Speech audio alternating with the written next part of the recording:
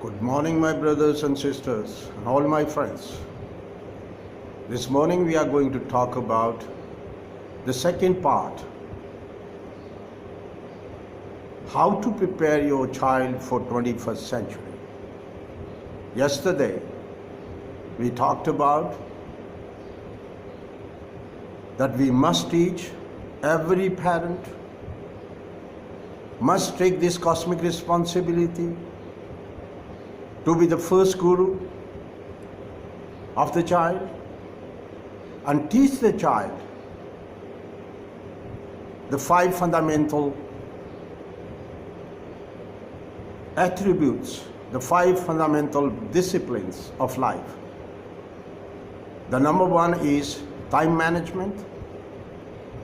The second, the location management, the asana sadhana, to be steadfast, firmly rooted in one location of the workplace for the certain time. And the third is the word management, the management of the tongue, which is very, very important. Because as it says in Bible, in the beginning there was the Word, Word was the God, and God was the Word. The power of word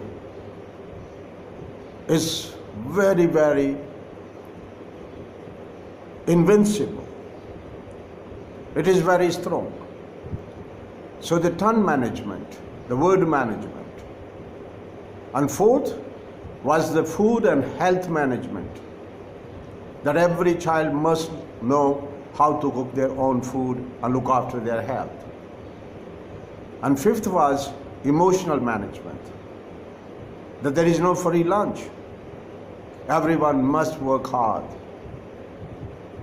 Why we need to work hard? Because we are here not to be dishonest with ourselves.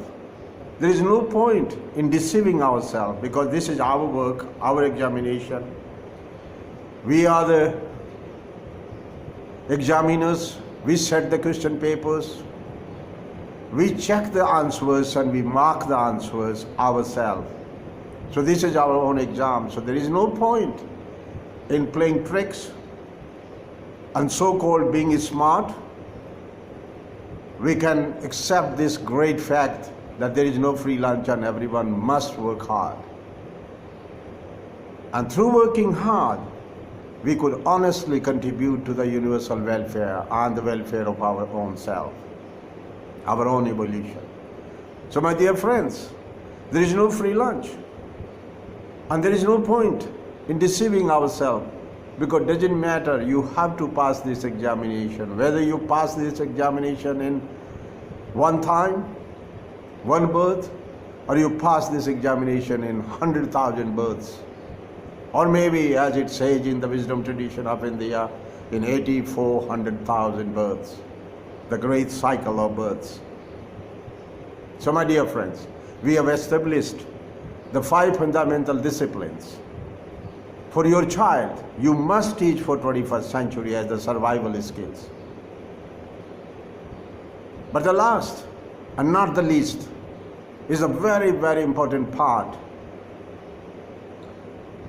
of anybody, not only of your child, but of any human being, because we human beings are the social animals. And we need to exchange our services and goods with each other, and we create the economics. The irony is that we have created the economics of scarcity, which we need to transform into the economics of abundance, which eventually is the evolutionary mandate for 21st century. So we need to, every parent must teach the child the financial management. And for that, you don't have to go through the hard way. You could go slowly and start early to teach your child. And how do you do that? All what you need to do is to, when our children are very young, usually They like to buy a balloon, or they like to buy a pencil, or they like to buy a sweet or a chocolate or a toffee. So we usually give them pocket money. My dear brothers and sisters, anybody might say that I'm so poor a parent, I can't afford to give them pocket money. But I still insist, yes, you can't give pocket money in comparison to rich people, but you can definitely give 1 rupee or 2 rupee. Doesn't matter how small that is. But along with the pocket money, as I did with my daughter, when she was very young, I used to give her the pocket money. So along with the pocket money, the very first day I said, this is your 10 rupees for the day. Doesn't matter what you do with it, I will never ask you the question, whether you buy a balloon or a pencil or a toffee, or do anything with it. But please, here is the diary, and here is the pen for you. She said, what it is? Why should I have this diary and pen along with my 10 rupees? I said, you write it down religiously. Where do you spend your money? This 10 rupees is your money for the day. So please do write every penny, how you spend it. So this is your promise to me, that you will write the diary and keep the accounts for 10 rupees religiously. And my promise to you is that you will never miss your 10 rupees. I'll give you the 10 rupees, your pocket money, every day. So you don't have to even wait and ask, Papa, give me the pocket money. You will always have your pocket money. So that's my promise. And from your side, you should give me the promise. And you must keep the promise that you write down every expenses, the way you spend this money. This is your money. I'm not going to judge anything. I'm not going to ask you, not going to tell you anything. Why did you buy a toffee and why didn't you buy a pencil? What it does really to a child. It's such a soft education. That when the child is writing that he bought or she bought a balloon of 2 rupees and a toffee in 3 rupees or 1 rupee, the mind in the background is also thinking, I would have bought an eraser, a pencil, which I need, or a little scale for geometry. Next time I'll do it.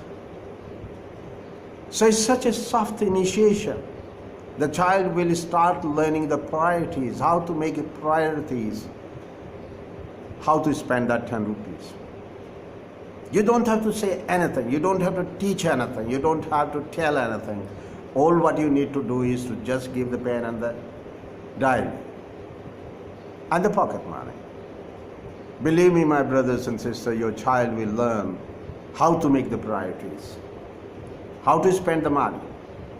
And that 10 rupees becomes a big package for that mind as a great initiation. Because in life, doesn't matter, as we talked about yesterday's 5 fundamental disciplines, those disciplines are useless as long as you don't learn the financial management, because everything boils down to money. And if you don't have the discipline, financial discipline, believe me, my brothers and sisters, doesn't matter how big your pay package is. It could be in millions, but you will always be hand to mouth. You will always be, if you don't have the financial management, proper management, then believe me, you will always be a pauper, a poor man. This is what is happening to many, many rich people all over the planet, who are walking around in the streets and driving the Rolls Royce or driving the big cars, big mansions and big palaces they live in. But believe me, the paupers, they are so poor because they are always in this great cycle of poverty, the economics of scarcity. They are their own victims. They devised this whole system of economics of scarcity, and they even play all the tricks, even the academic tricks. Even the Nobel laureates are influenced by their funding to promote the consumer society. My dear friends, brothers and sisters, please be careful about how do you manage your finances. And already we have a global pandemic of this consumerism, which is keeping people under this perpetual debt. And the people are under this perpetual debt are in terrible mess, because they don't have any financial discipline. They are just walking around and said window shopping. They just take out their plastic card, buy that thing which they didn't need. It wasn't that important to them. And they pay exorbitant rates of interest on their credit cards. And whole life they are under debt. Of course, they have 5 big Rolls-Royce cars in the house, or they live in the palaces with all the amenities, yet they are very poor people. And this pandemic of consumerism is affecting the global youth. And all the global youth has been made so poor under this credit, this debit and credit business, the plastic cards. And this plastic card was introduced for this very express reason, to keep the humanity under the yoke of this burden of a perpetual debt. And when you are under the perpetual debt, you forget about any freedom of your mind. You are always under the reactionary mind. You always behave like serpentine mind. You always react, you never act. So we have this greatest problem all over the planet with the humanity of this reactive mind. And that's the reason any event or any situation we react so quickly that we are ready to use the atom bombs. We are so violent. We have taught our children the violence through the computer games. We are preparing our children for violence. What an irony, and what a poverty of thought, vision and dream of humanity. My dear brothers and sisters, so prepare your child for the financial discipline, and teach your child that there is no free lunch, and teach your child there is no easy money. And to believe in easy money is to become dishonest very easily. And always know that the plastic card is a big trap to trap you. They hunt people, they trap you under this perpetual debt which you don't need to. You must know that you have this much money in your pocket, and this is all what you could do. There is no point in using plastic cards because you don't have the money. So then you pay the higher interest rates on those, and you are under this perpetual reactionary mind. My dear brothers and sisters, please do prepare your children. I appeal to all the parents all over the planet to prepare your children for the financial discipline. Because without this financial discipline, there is no point of having any big moral disciplines or anything, because your child will always be under the tension. So teach your child, never use the plastic card, you don't need to. It's a trap. And you don't need to give boost to the economic system. This idea of the Nobel laureates that you have to consume more in order to keep the economy of the nation healthy. No, my dear friends, the best economy in the world of any nation is through savings. And teach your child that you never become rich by earning more money. This is the mystery. Doesn't matter how big pay packages you have, but you will always end up as a poor man, as a pauper. You become rich, and you can see the history of all the rich families in the world. Everyone became rich through saving the money. You become rich through saving the money, not by earning the money. Because there is a discipline here. When you save, you create a security, financial security for your future.